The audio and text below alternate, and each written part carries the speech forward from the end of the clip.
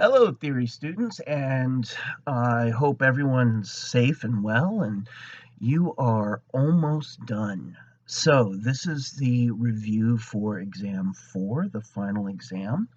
Uh, we'll start with Talcott Parsons. Now, Parsons was one of the major 20th century figures in structural functionalism or structuralism or functionalism or functional analysis. It goes by many names.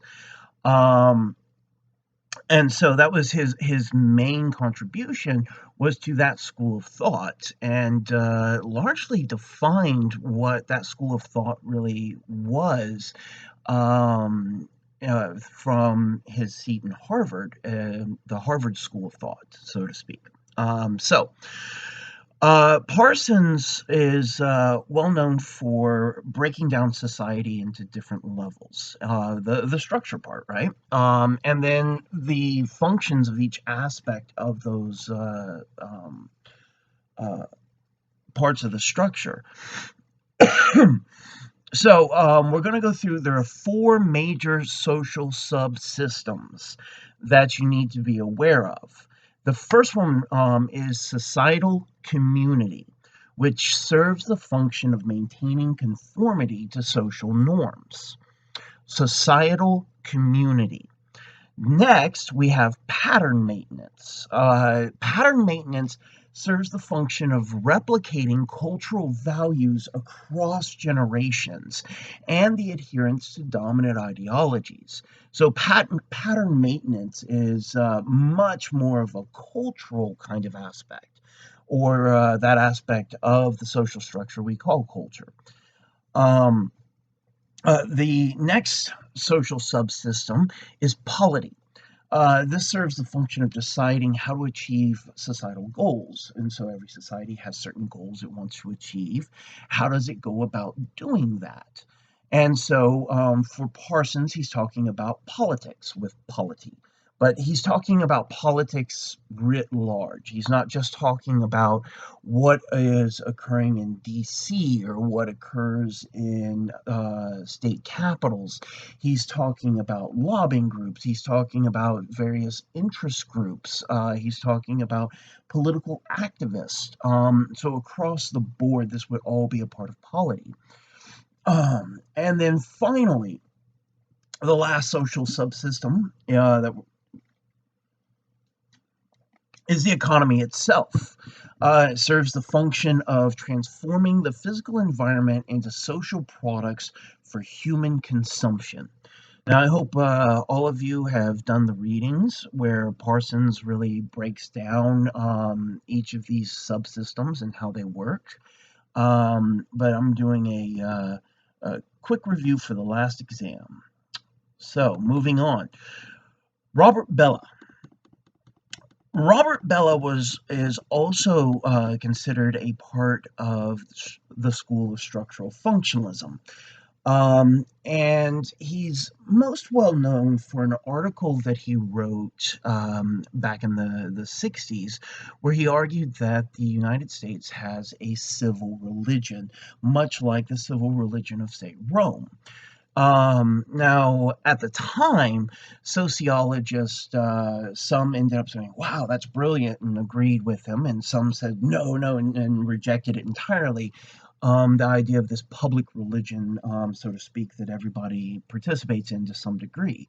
Now, at this point in time in sociology, Bella's notion of civil religion is a little taken for granted that, yes, societies do develop these civil religions, even if they're not always formalized.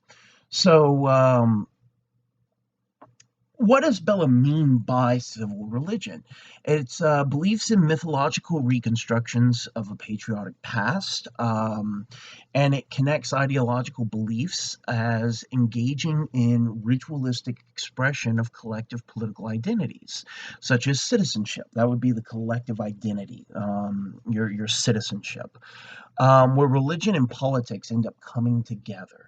And so this would be, beliefs in mythological stories such as George Washington and the cherry tree, and we have the same story basically for Honest Abe. Um, and so these are mythological constructions. Now, Thomas Jefferson, Bella talks quite a bit in the readings assigned for this class about Thomas Jefferson, as he does all the framers. But one of the things that he discussed, the metaphor coming from Thomas Jefferson um, regarding religion and politics, is the wall of separation. And Bella talks about how that's, while that is one way of protecting the state from the church and the church from the state, at the same point in time, civil religion kind of transcends this wall of separation.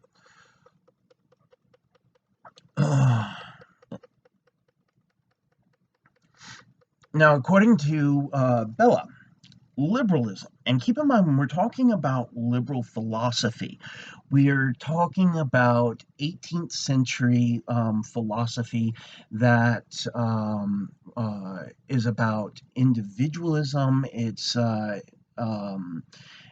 actually a major part of constructing a republic. And so the people who are liberals in the original sense of the word today, politically speaking, would actually be the Republican Party, not the Democratic Party. The Democratic Party tends to have more communitarian sorts of ideologies. So liberalism, when applied to economics, according to Bella, is contradictory actually to republicanism, because it undermines political participation for people due to wealth amassed by private enterprises like corporations in liberal economies due to a lack of governmental regulations. And so liberal philosophy is also, when applied to politics, argues for small government. It argues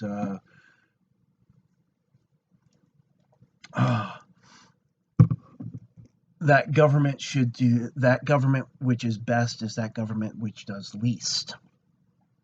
Now, Bella also talks about a really important figure in the history of social sciences and in general, and that's Alexis de Tocqueville in terms of American social sciences. Now, Alexis de Tocqueville, back in the 1830s, traveled across the United States, the United States as it existed in the 1830s, that is, and ended up writing a book called Democracy in America. And Bella talks quite a bit about de Tocqueville. And one of the things that he discusses is that de Tocqueville argued one of the reasons that naked self-interest does not overturn Republican political institutions is because religion itself has historically placed limits on self-interest and encouraged thinking communally. And so religion in this way ends up placing the limits on human desire that Durkheim argued was ultimately insatiable and needed some kind of social check so it didn't get out of control.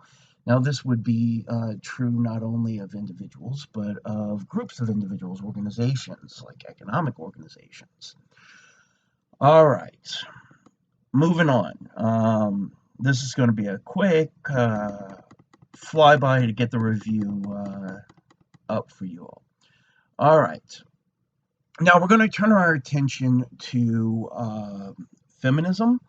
Now, feminism, the readings you have are talking about a wide degree of different feminist schools of thought.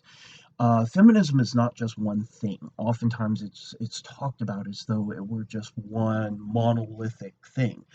Feminism is typically broken up into three historical waves, and there's been some debate recently about whether or not there's a fourth wave of feminism that's occurring right now. Um, We're going to focus on the historical three waves. So the first wave in the history of feminism is really in the United States is associated with the women's suffrage movement. Now, first wave feminism, it's difficult to date a beginning, a start date to it. Um, because I mean, you can go all the way back to the 1700s, and then the moment I say that, then you can find someone that you can date it even further back than that. I was thinking in particularly of Mary Wollstonecraft, um, who is discussed at length in the readings. Now, in the U.S., first wave feminism, as I said, was associated with the women's suffrage movement. And largely, there were two wings of the women's suffrage movement. One that wanted to focus just on the right to vote, and then another side that wanted to push for full gender equality in the United States. The more conservative side of the women's suffrage movement actually won out. And so when the right to vote was gained by women in 1920 in the United States, um, the women's suffrage movement largely started to decline. Now, second wave feminism is largely dated to right after World War II.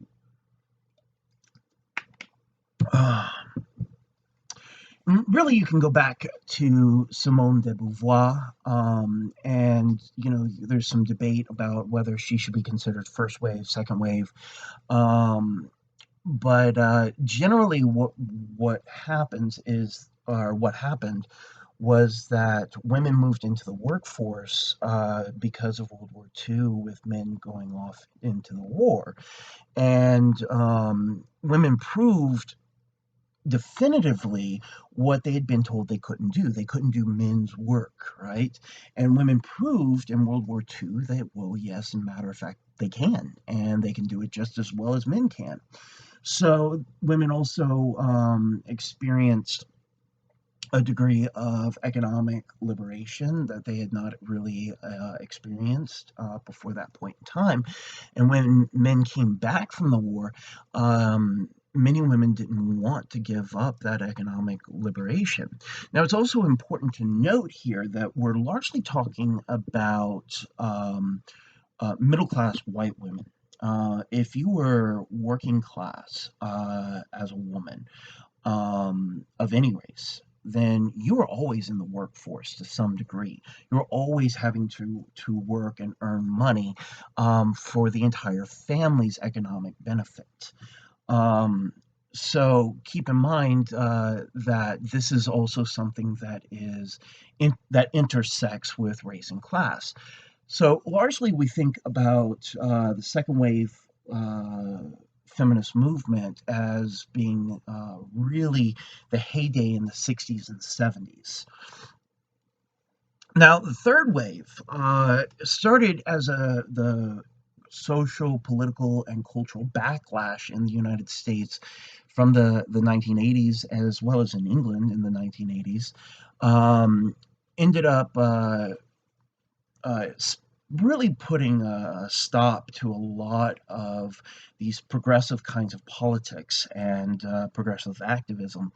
And so many feminists ended up going into the academy, into universities, ended up getting graduate degrees. And so third wave feminism became far more philosophical. Activism was not as strong in third wave feminism as it was in second wave feminism. The movement ended up basically gathering their data in third wave feminism, constructing the theoretical arguments and developing the theoretical arguments made in second wave feminism, and then also focusing on things like cultural representation, sexual ethics. These were whereas second wave feminism was focused much more on closing the wage gap and occupational equality, and what have you. Oh. Now, as I said, there are many different schools of thought within feminism, and what you read about was just a selection of those different schools. Even if you had read the entire book that the selections came out of, you would still end up seeing that it's incomplete, that there's even more to say about it. There's even more schools. So we'll just focus on some of the big ones.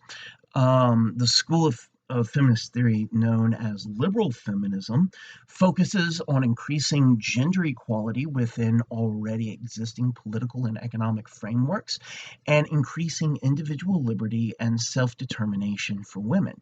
Liberal feminism is the oldest school of feminist thought, and is the longest running. It's still around today. The school of feminist theory, known as radical feminism, and keep in mind, radical doesn't mean crazy or out there or nutty or anything like that. Radical actually shares the same Latin root for the word radish. It's to get at the root of something. And so radical feminism is wanting to get at the root of masculine privilege, of patriarchal social structures. And so radical feminism focuses on sexism written into the foundations of social systems and argue that to ever approach an egalitarian society, we need to rewrite our social systems from scratch. Now, the school of feminist theory known as Marxist feminism focuses on occupational and economic inequality between men and women, which would make sense with it being called Marxist feminism, yes? So, within the school of radical feminism, one of the biggest figures is Shulamith Firestone. Shulamith Firestone, who argued that women's biology, particularly women's reproductive systems, has been used against women by patriarchal cultures and therefore requires a biological revolution. So where women kind of grab the or take over the means of reproduction, so to speak. All right, turning our attention to post-structuralism. Uh, so post-structuralism, as the name implies, comes after structural functionalism. It's built on structural functionalism, but is very different. Now, one of the main figures in post-structuralism and one of the most influential figures in developing it, dating all the way back to the 1960s, is Michel Foucault. Now, Foucault is a really interesting figure in the history of this intellectual history we've been discussing. Now, the selection that you had was there are several different parts to it. So, Foucault talks about what he calls panopticon. Now, a panopticon, that comes from the utilitarian philosopher Jeremy Bentham, where Jeremy Bentham ended up designing a new architectural design for prisons. And the idea was to have a circular wall with a guard tower in the center, and all the prisoners are organized in cells around the wall. Now, the guards can see into every single cell, but the prisoners can't see into the guard tower. So the prisoners don't know if they're being watched or not. Now, this is what's called the panopticon, or quite literally, if we were to translate it from Greek to English, the all-seeing eye.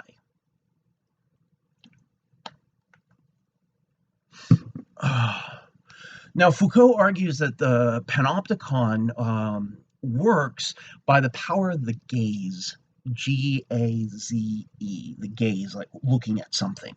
Now, the gaze is power in is an instrument of power, so to speak. So when somebody's watching you, or you think you're being watched, or you suspect you're being watched, then you'll change and alter your behaviors. And what happens is you internalize the institutional rules and incorporate that as a part of self. This is what Foucault calls normalization. It is also leads to what Foucault refers to as individuation. Now, individuation is the idea that groups have power. So, if you use the gaze to break them up into individuals and people feel like they're being individually watched, then the group's power dissipates because now it's not a united group. It's actually just a bunch of individuals. And this just increases institutional power. So Foucault argues that this starts with architectural plans for prisons, but ends up spreading to all institutions in modern society. Now, according to Foucault, institutions generally and academic disciplines specifically have historically created different discourses or ways of collectively representing and talking about something or someone that has become a hegemonic perspective. Now, keep in mind this term hegemonic. Enters into the sociological lexicon through Gramsci. You can see the Frankfurt School, the Italian school of structural Marxism were very influential to Foucault.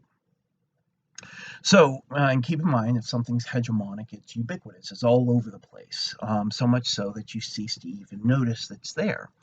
And so some of these become hegemonic perspectives. One example from the readings is how science and judicial systems combined in the 19th century to create the new identity, the criminal. So this is the power of discourses, of ways of talking, or common ways of talking about any given topic in society. But generally, when we're talking about people. According to Foucault, prior to the acceptance of the Enlightenment project, values in judicial systems, torture was performed as a spectacle to take revenge on the body of the condemned.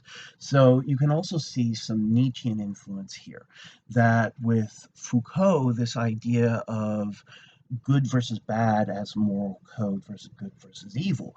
And Foucault is saying that beforehand, where the will to power, the will to punish, the will to take revenge on those defined as deviant, as criminal, was direct. It was expressed with through torture, and by no means misunderstand Foucault here. He is not advocating for torture. That is not what he means. He's simply saying that now, though, we've turned it from punishing the body, taking our pound of flesh, so to speak, which used to be quite literal, and instead created an institutional identity that can then be punished. And that's what Foucault means by the soul. So he's not actually discussing this in religious sense. He means the soul in the sense of this deeper sense of self. But it's something that is printed on people by the institutions, by those very methods of power I was just discussing. Now, I use the term here, Enlightenment Project values. Now, Foucault talks about the Enlightenment Project, generally dated around the 1700s. We've talked about Horkheimer and Adorno, and how the Enlightenment was largely mythological. It was more something that was occurring among scholars, academics, people like that, not something that was necessarily widespread among in terms of thinking and the way people were thinking, the rest of the populace. Uh, and Foucault is very much critical of the Enlightenment project. And if we're going to put this in Nietzschean terms, you see the Enlightenment project is really solidifying and stamping this morality of good versus evil into society. Now let's turn our attention to Irving Goffman. Goffman is oftentimes placed within the school of symbolic interactionism, but he has a lot of commonality with Foucault, with post-structuralism more generally. Um, and he doesn't just go further than Mead or Cooley did. He goes much further. He develops very different ways of thinking about social interaction. And so he was a social psychologist, and he tended to focus on smaller groups. Um, he also introduces the concept of dramaturgy, or the idea that you can analyze social settings like you would analyze theater, and that there is a lot of similarities that when we go out into public, we play social roles. Those roles come with certain expectations. Now we can put our own spin on those roles, make them our own, so to speak. But at the same point in time, um, we still have to keep within certain parameters, the expectations of those roles. We use props, he calls sign vehicles. If I were in a classroom, instead of doing this virtually, I would be walking around with a marker or a piece of chalk, waving it around because I have this horrible habit of talking with my hands. But that would be my prop as a professor, walking around with the chalk or the marker. Um, Now, Goffman talks a lot in the readings, particularly about interaction rituals and how we enter into rituals of interaction. Now, interaction rituals refers to collective bolstering and support given to the creation of new sacred object, the concept itself of the individual self. So, keep in mind that in individualistic cultures, and particularly hyper individualistic cultures, the individual as a concept becomes a kind of sacred object. And so we develop interaction rituals that end up supporting and bolstering this notion of the individual self in such societies. Now, according to Goffman, there are many ways that interaction rituals can be disrupted, and you can end up having alienation from the interaction. So, most of the readings actually focus on this part of Goffman's theory. And so, according to Goffman, the type of interaction alienation where people are distracted by something outside the ritual is external preoccupation. It's exactly what it sounds like. So you're talking with someone, but something else is going on around you that keeps pulling your attention away from the interaction, and you may stop paying attention to the other people in the interaction. That's external preoccupation. Now, the type of interaction alienation where people can only talk about themselves or personal issues is, surprise, surprise, self consciousness. It's because the person is working through something individually, and they haven't been able to work through it fully. So it's something that they're fixated on, and they can't get out of their own issues and own problems to talk about other people. And so this would be self-consciousness. Now, according to Goffman, the type of interaction alienation where people are so focused on their part in the interaction that they have trouble actually participating in the interaction. So they're so focused on playing the role that's expected of them in the interaction, that they maybe are losing track of what's actually going on in the interaction, what's being discussed. So, in other words, this would be interaction consciousness as a form of alienation. You're overly focused on the interaction itself, and that's disrupting the interaction instead of just getting, going with the flow of it, so to speak. Now, according to Goffman, the type of interaction alienation where people are so focused on what others in the interaction are doing that they have trouble focusing on the interaction itself. So somebody, say, is picking, or they're scratching their ears or something like that, and you're so focused on their behavior that you're missing what they're saying. You're missing what's being discussed. So that would be other consciousness. So yeah, I hope you understand that this is interaction alienation is anything that pulls someone out of the interaction, that disrupts the interaction, just as the terminology would imply with alienation. All right, now we're going to turn to who has been sometimes referred to jokingly as the grand poobah of postmodernism, Jean Baudrillard. Baudrillard has been arguably one of the most influential thinkers in postmodern theory, in critiquing and analyzing postmodern culture. Now, Baudrillard came up, he introduced a whole host of interesting and playful, but also kind of cynical language to sociological theory. One of the things that's controversial here about Baudrillard is, well, and there are many things that are actually controversial about Baudrillard, but one of which would be that his terminology is so subjective that it defies any kind of empirical operationalization. So how do you go out and test these things in any kind of empirical way? And some have tried, but Baudrillard would argue that that would actually be in defiance of the point of postmodern theory itself. Postmodern theory is far more subjective.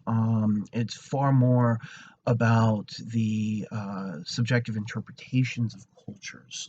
Baudrillard sometimes sounds very similar to Veblen, and Thorstein Veblen, Friedrich Nietzsche. These were all very big influences on Baudrillard. Matter of fact, it's kind of funny. Baudrillard wrote a book after Foucault had been dead for quite a while. Foucault died in 1984. And he wrote a book called Forget Foucault. And since Foucault obviously was not around to respond to that himself, some of the scholars who have been influenced heavily by Foucault ended up responding with a book called Forget Baudrillard. And ultimately, what these books came down to, what they were arguing, was who was the better Nietzschean, Baudrillard or Foucault? And just to add my 2 cents to it, Nietzsche was very clear when he wrote in The Gay Science that the biggest threat to anyone's way of school of thought is disciples. And so, if you are a disciple of Nietzsche, you can't really be Nietzschean. Nietzsche would have rejected you. All right, so let's get into some of this language that Baudrillard introduces that you are supposed to have been reading about. Now, Baudrillard argued that commodities lose functional purpose as selling points. So it's much less about the functional purpose of the commodity on the market and much more about the hype or the brand and how that ties into your sense of self. Do you have a Samsung phone or an Apple phone kind of thing? And so Baudrillard's saying that what we're doing is buying an identity instead of just buying things we need for whatever purpose. Now, Baudrillard describes this shift in the purpose of consumption in terms of seduction, or the subtle manipulation of desire within consumer culture, and the biggest example being marketing. So in this way, Baudrillard is saying that marketing seduces us into thinking in terms of identity. They hook us emotionally instead of hooking us intellectually, and making an argument rationally why we should buy their product over something else, or to not buy the product at all. Now, another major concept within Baudrillard's theoretical school. I mean, I'm struggling for the right word to describe this. His thought theories. One of the biggest concepts is simulacra. Simulacra is plural, simulacrum is singular. The best way to define it is also can be very confusing.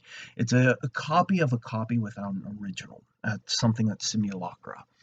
And so, what would be an example of this? Well, take for instance, I'll use something from the art world, the Mona Lisa. So we've all seen representations, and I've used the Mona Lisa as example before, typically because people know, in the Western world anyways, know what the Mona Lisa is, or think they do. So the Mona Lisa has been replicated time and time again, so much so, and I mentioned this with Horkheimer and Adorno in the last review, that people come to prefer the copy to the original, and the original tends to be then disappointing, and because the copy is much brighter and cleaner, and we can make it big and blow it up, and we can be playful with it, and change the artwork in any number of ways. Um, and so, in this sense, then, can you say that the posters of psychedelic Mona Lisas are really copies of the original Mona Lisa? No, it's something new, it's something different, but it's a copy of a copy of a copy. Now, keep in mind, Walter Benjamin was very much influential to Baudrillard as well. And so, this idea of art in the age of mechanical reproduction is still very much in play here in Baudrillard's thinking. Now, according to Baudrillard, there's this other term called hyperreality that is very similar to simulacra. So it's a finer distinction. One way to describe this is that real which is more real than the real. This the term specifically refers to how people in postmodern culture prefer illusion. So, for instance, if we think about it in terms of social interaction, um, in terms of hyperreality, hyperreality is about the level of abstraction. So, we have technology like the telegraph, but you're still in the 1800s, but your main social interaction is face to face with another human being. Then from that, we get the telephone. Now, that's another level of abstraction. Now, you no longer have to go to the telegraph place and have somebody type out the message for you. You can pick up a phone and call someone. Um, and then we have much later. I know I'm jumping a lot of technological innovations for this in the interest of time, but then we have cell phones, right? And we have social media. And at this point in time, I prefer to talk to someone. I prefer to call and talk. But a lot of my friends think I'm weird for that, because they're just like, why are you calling me? Just text. And so this would be what Baudrillard is trying to get at, is the hyper reality that instead of interacting with people face to face, we actually prefer to interact with people through social media, through cell phones, through texting, throughout the abstractions, rather than directly dealing with people. which you would think would make social distancing easier, but apparently not. Now, Baudrillard also introduces this concept of the transparency of evil. Now, this he likes really poetic language. Don't let that distract you. The transparency of evil refers to the way that social systems conspicuously create human misery that could be avoided, such as poverty, for instance, when a country with plenty, or kids who are going hungry, and while we're subsidizing big farming corporations to destroy food. When he says the transparency of evil, he's referring to the social systems creating the human miseries, but allow individual members of the social systems to dismiss the human misery created by those systems with the justification along the lines of, and this is a quote from Baudrillard, yes, it is horrible, but what can we do about it? We are only individuals after all. Baudrillard also argues that it's this very conspicuousness that comes to be viewed as the problem. Here again, I hope you see the influence of Veblen. And he's saying instead of people consuming conspicuously, it's social systems being conspicuous in the creation of human misery. Now we're going to turn to another figure in here. I mean, we can see how post-structuralism and postmodernism, well, we can make these lines between the two schools of thought. There's really more overlap than difference, and one thing that characterizes both schools of thought is the amount of variety in them. And so, any one theorist within post-structuralism or postmodernism is not going to be adhering to any set number of theoretical principles, like, say, someone who's Marxian would. And in this way, postmodernism and post-structuralism are really themselves kind of hodgepodges of different theoretical schools of thought. And we're going to turn our attention for a moment to Jean-Francois Lyotard. Now, Lyotard borrowed the notion or the concept of language games, and this is one of his big concepts from this 20th century analytic philosopher by the name of Ludwig Wittgenstein. Wittgenstein was an interesting character himself. He started out as an analytic philosopher, and so if you read his early works, they're written in symbolic logic. And then he started turning to things like critiquing culture and how culture produces value.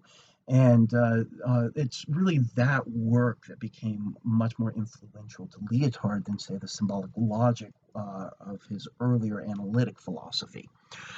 But it's Wittgenstein who comes up with the concept of language games. So language games is kind of when you are arguing with someone or you're discussing something and you're doing it in what's discussed as being bad faith. So it's not about trying to impart information. It's not about, establishing the best way to do something.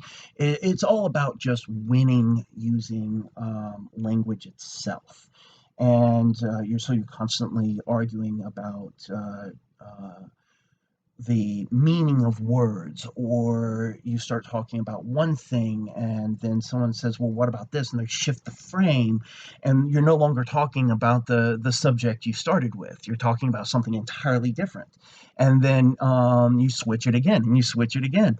And so the person who's able to keep switching the frames is the one who's seen then as winning the language game, and as if anyone actually wins a language game in the ultimate sense.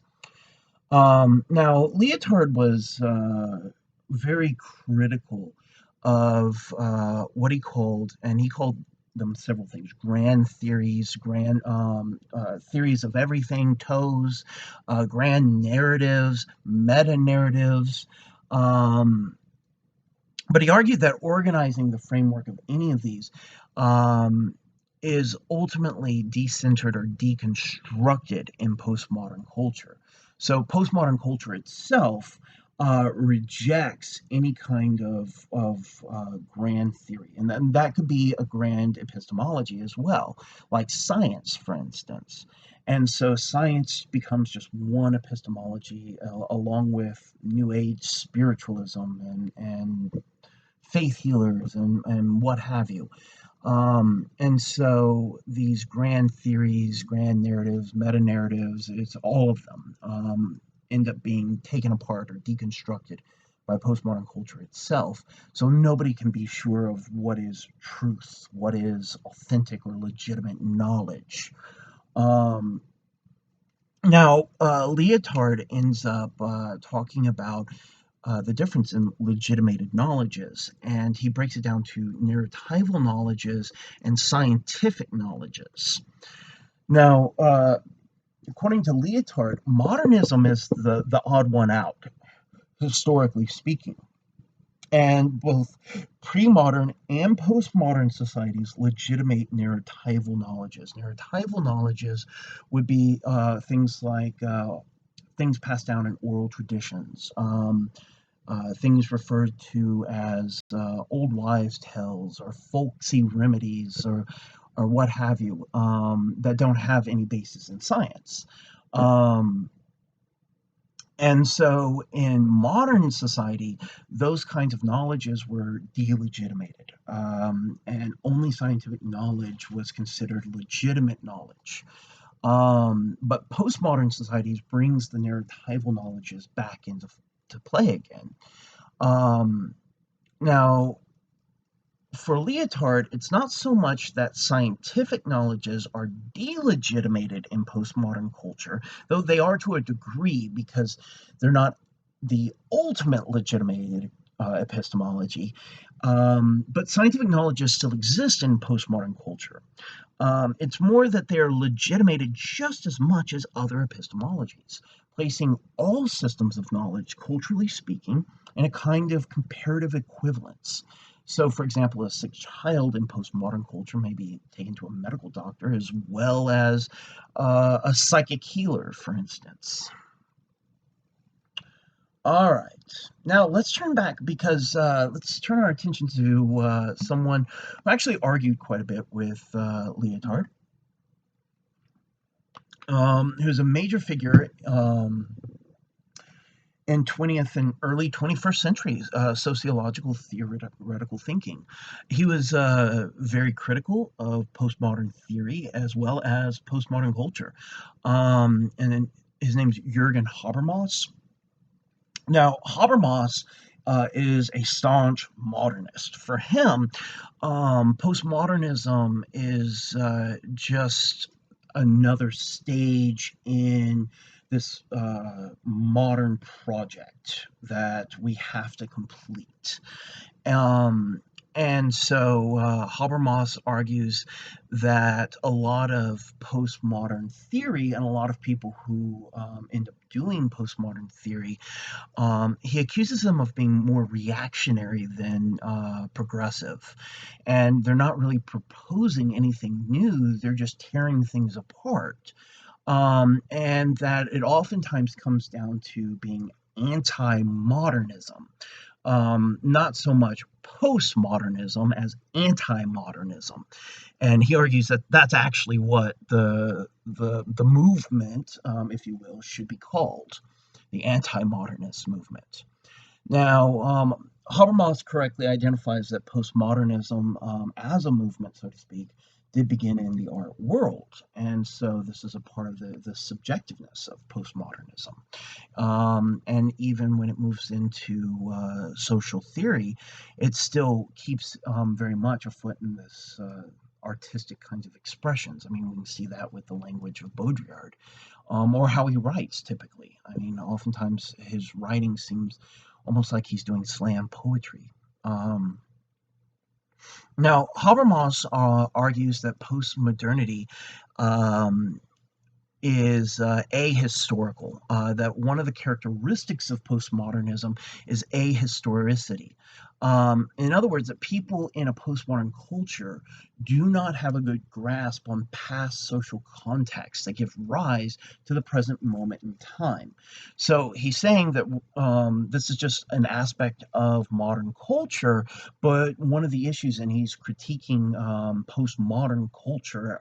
So we need to make a distinction here. There's postmodern theory and then postmodern culture. And Habermas is critiquing both. All right. So, in this sense, he's saying that one of the problems with postmodern culture is that there's no sense of history. It's like we have no sense that how things are today were inherited from the past.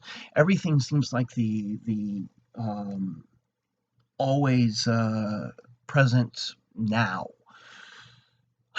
Now, in terms of political discourse, Habermas argues that the premier example of a set of political ideologies that express postmodern culture is the political movement of neoconservatism.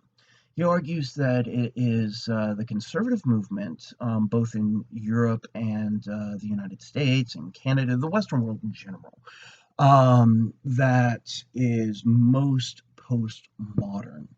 Um, and that its political ideologies are based on these kinds of postmodern language games, so to speak. And he warned against going down the postmodern rabbit hole, and applying that to politics and economics, and how that is ultimately disruptive and tears down the very structures and systems that have maintained our society and other societies for centuries. Now, Habermas argues that the postmodern aesthetics takes on more of an appearance of a negation of culture. And that instead of creating culture, postmodern sense of aesthetics is a kind of anti-aesthetics because there's no longer a clear set of legitimated social measures of value. That the idea in postmodern art, for instance, is to deconstruct the very concept of art, or the very concept of art and value in the relationship. And so he sees the postmodern aesthetic as being an anti aesthetic, a negation of culture. All right. Now let's turn to one of the major influential thinkers, still alive, still working today, in third wave feminism and post structural feminism, and that's Judith Butler. Now, one of Butler's most influential concepts has come from her book, Gender Trouble, and it's the concept of gender performativity. And it's the idea that masculinity and femininity is not something we are, but something we learn to do. And we end up performing these roles. Now, that's not to say that we're inauthentic in our gender performances, because we have internalized our culture and we've internalized our society. And so, in this sense, gender becomes a very real part of who we are. She's just highlighting that these are learned things. So, I mean, you could think of, but there's some overlap here with Goffman and how she's meaning this. Now, Butler also deconstructs Western notions of the body, the concept of the body, as a historical discursive creation that essentializes ideas of how we're supposed to be physically. So, for instance, the idea that there's an ideal way for a body to look, or for a body to be dressed, or for a body to be adorned in different, social contexts. There's certainly variety, but this is still a historical discursive creation that changes over time. And what is considered beautiful, I mean, that would be one way to look at it, is the beauty myth. What's considered beautiful, say, 2 generations ago is not what's considered beautiful today. And what's considered beautiful today would not necessarily have been considered beautiful 2 generations ago. And so it's just that this is something that changes over time. Butler also argues that we should view bodies as being like a matrix. And she means this in the original Latin sense, with its connection to the concept of a womb or uterus. And she says, think about the matrix, a matrix. And we're not talking about the movie. Don't think about the movie. I know I brought it up, so now you're all thinking about the movies. So my apologies. She's not that actually the filmmakers argued that they were basing it on the film series on Baudrillard's writings. And Baudrillard, before he died in '07, was asked what he thought of the Matrix trilogy, the Matrix movies, and the Wachowski brothers saying that they built it on Baudrillard's work. And Baudrillard's response, keeping with the irony that was Baudrillard, was, well, they've clearly not read my work. So when you think of the Matrix movies, think Baudrillard, not Butler. When she's using the word matrix, she means it as, in the original Latin sense, as a set of potentialities that are allowed expression through legitimated social forms. So you can think about it like this. Um, Genetics are not a guarantee. Our genes can only influence us. They do not determine complex social behavior. Now, they might determine, for instance, that you grow two arms and two legs and a head and you have a heart and things like that, of course. But how tall you're going to be, your body shape, this can all be influenced by society and is influenced by the social context that you're raised in. What your diet's like as a child growing up, what kinds of environments you're exposed to. All of these things would end up turning on genes, turning off genes, changing how the expression of those genes. And so we should view bodies as a set of potentialities, not a set of guarantees.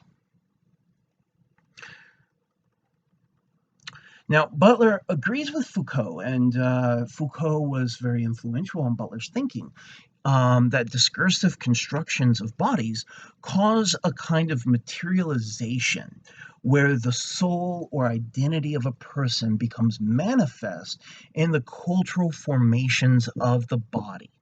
Another way to put this is that a culture's understanding of what bodies mean makes specific kinds of identities apparent in the ways that bodies are presented. So, in other words, you what's meant by this is that the kinds of meanings or cultural understandings, your cultural and social background, your diet, all of these kinds of things kind of write themselves onto the body.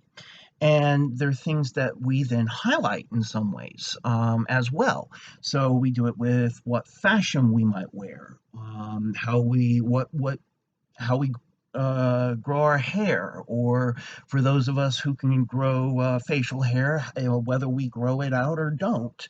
I mean, for instance, most people, men and women, can grow facial hair to some degree.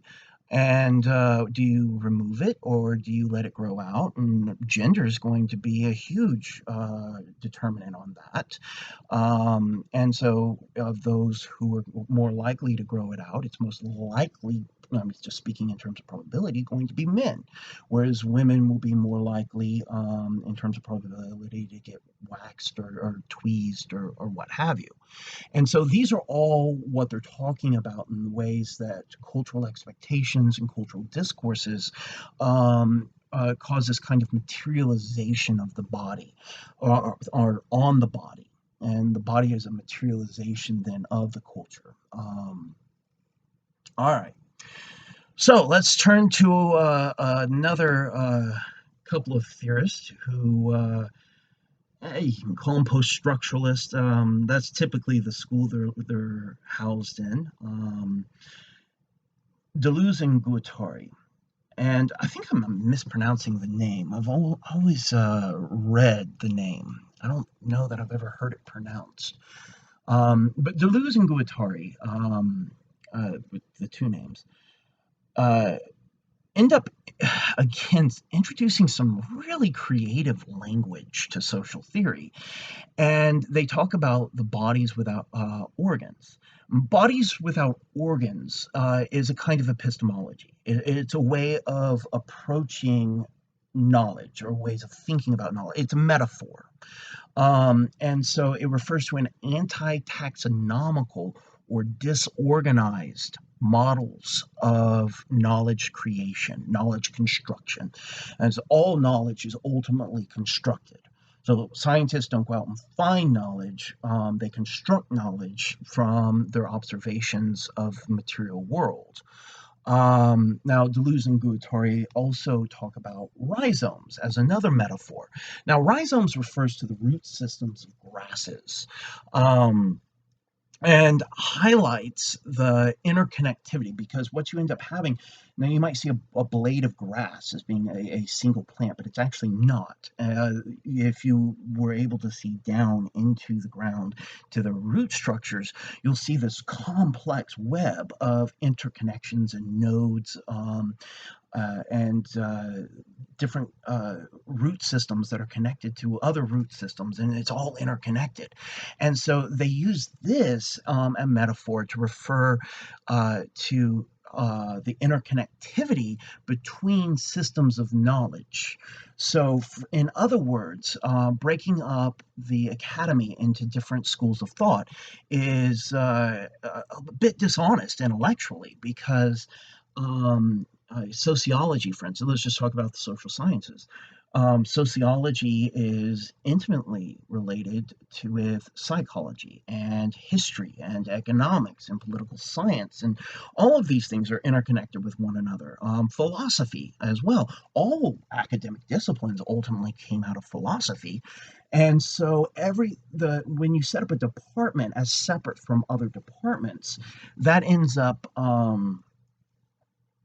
uh, creating the perception of a divide that is actually artificial. And we have much more connections and reasons to learn from one another than that ends up suggesting. Now, Deleuze and Guattari, they're purposefully disorganized lines of argument, where they'll be talking about one topic, and then it seems like they transition seamlessly into another topic, and then back to the original topic, and then bring back in the topic that seemed like it just popped up out of nowhere. Um, and so they're doing it purposefully, the disorganized lines of argument that focus on drawing the connections between things that are not otherwise seen as obvious, and their connections to one another is a postmodern methodology that they call schizoanalysis. That's what they call it. Now, they like playing with language. They also use the concept bricolage. Bricolage and pastiche are two concepts that are closely related to one another. It's uh, it's broadly used throughout postmodern theory. Both of them are bricolage as well as pastiche, and it refers to amalgamations of appearingly disconnected things into complex and disjointed whole. Um, that's a bricolage. It's when you take a lot of things that seem otherwise disconnected and you connect them, and also bring them out, as Habermas would point out. And you take them out of their historical context too. That's a historicity that uh, Habermas discusses. Now, let's turn our attention to one of the leading schools of thought right now. It's generating a lot of research in sociology, and particularly looking at globalization. And it's coming from Immanuel Wallerstein. It's world systems theory. Now, Wallerstein makes a great deal of use of a concept coming from the classical theorist Ferdinand Tönnies of Gesellschaft. Gesellschaft is German for society, and in the context of theory, refers to large, depersonalized, modern societies marked by mechanized and kind of automatic relationships that are oriented towards economic rationalism between people. Now, as I've already said, Wallerstein's theoretical school of thought, his theoretical position, on analyzing structures of global power and how power works on a global scale is called world systems theory. World systems theory. According to Wallerstein, those nations that tended to have industrialized first and who monopolized power on the global scale through colonization, through colonialism, are referred to as core nations.